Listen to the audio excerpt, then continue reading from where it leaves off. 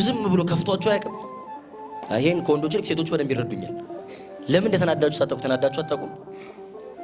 ሆርሞን ብቻ እኮ አይደለም። ከመሬት ተነስታችሁ በጣም ማልቀስ አምሯችሁ አያውቅም? በጣም ማልቀስ ከመፈለጋችሁ የተነሳ የሌለ ሲናሪዮ ፈጥራችሁ የሆነ ሰው ሲሞት በጣም የምትወዱ ሰው ሲሞት ምናምን አስባችሁ የዛን ቀን እንዴት እንደምታለቅሱ ምናምን ሬርስ እያደረጋችሁ የምታለቅሱ ሰዎች የላችሁ? ያ ጩኸት እኮ የነፍስ ጩኸት ነው ክርስቲያኖች። የተጨነቀችው ማልቀስ ያማራት እኮ ነፍሳችን ናት። መጮህ ያታኮ እስር ቤት ሆኖባት እኮ ነው ስጋችን። እግዚአብሔር ናፍቋት መሄጃ አታኮ ነው።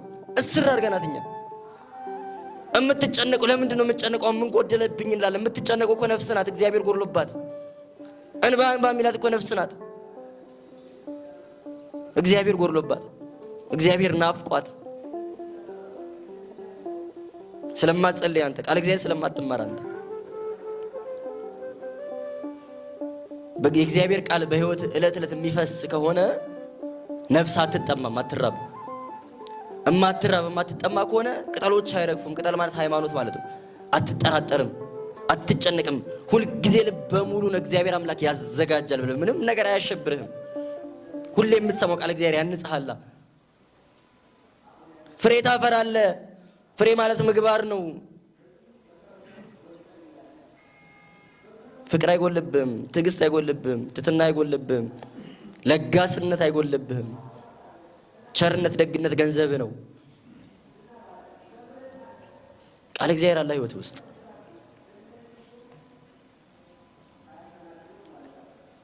የእግዚአብሔር ቃል ፕሮግራም ማሟያ እስኪመስል ድረስ ሀፕን አድርጓል ለማለት ብቻ ተሰጥቷል ትምህርት ለማለት ብቻ የሚደረግባቸው ብዙ ቦታዎች አሉ። እኛም ትምህርት ሲሰጥ ሰምቻለሁ ለማለት ብቻ የምንመጣባቸው የምር ለመጠቀም ለመታነስ ሳይሆን ማለት ነው።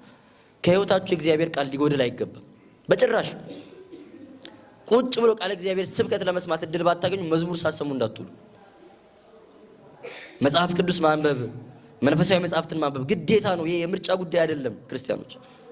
ይኸውላችሁ የነፍስ ስራ የትርፍ ጊዜ ስራ አይደለም። በጣም ብዙዎቻችን የምንቸገረው እሱን ነው። መንፈሳዊ ስራ ልክ እንደ ኤክስትራ ካሪኩላር አክቲቪቲ ተማሪ ሲሆን ከትምህርቱ በተረፈው ጊዜ እንደሚያደርገው ነገር፣ ሰራተኛ ሲሆን ፍሪ ታይም ሲያገኘው፣ እንደዛ አይደለም።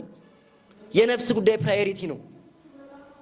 ፕራዮሪቲያችን ነው። በቃ በጣም ቅድሚያ ከምንሰጣቸው ርዕሰ ጉዳዮች ዋነኛው ነው የነፍሳችን ጉዳይ። ዕለታዊ በየቀኑ ሰዓት ልንመድብለት ይገባል። የእግዚአብሔርን ቃል ለማንበብ ቃል እግዚአብሔርን ለመስማት ቁጭ ብለን ሰርክ ለመማር እድል ባናገኝ እስቲ ራሳችሁን ጠይቁ። በእውነት እዚህ ጉባኤ ሳይዘጋጅ ሰንበት ቤቱ ኮርስ የሆነ ትምህርት ሳያዘጋጅ ምንም ሳይኖርባችሁ ሰርክ ለመማር መርታችሁ ታውቃላችሁ? ቁጭ ብላችሁ ቃል እግዚአብሔር ተምራችሁ ሲጸልይ ጸልያችሁ ወደ ቤታችሁ ለመሄድ ብቻ። ለብዙዎቻችን እኮ ብርቅ ነው፣ ብርቅ እኮ ነው። ቃል እግዚአብሔር ከህይወታችን መጉደል በየቀኑ ግዴታ ነው። በሳምንት አንዴ በወር አንዴ ብላ የሚደረግ ነገር መሆን የለበትም። በየቀኑ ቁጭ ብለን እዚህ መተን መማር ባንችል ዘመኑ በጣም ደግ ዘመን ነው። ታክሲ ውስጥ ቁጭ ብለን ቤታችን ቁጭ ብለን እቃ እያጠብን ስራ እየሰራን መማር የምንችልበት ዘመን ላይ ደርሰን ጊዜው ኖሮን አቅሙ ኖሮን ለቃሉ ክብር ሰጥተን ማስታወሻ ይዘን ቁጭ ብለን ብንማር ጥሩ። ያንን ማድረግ ካልቻልን ከሚጎርልብን የትም ሆነን ቃል እግዚአብሔር መስማት ይሻላል። የትም ሆነን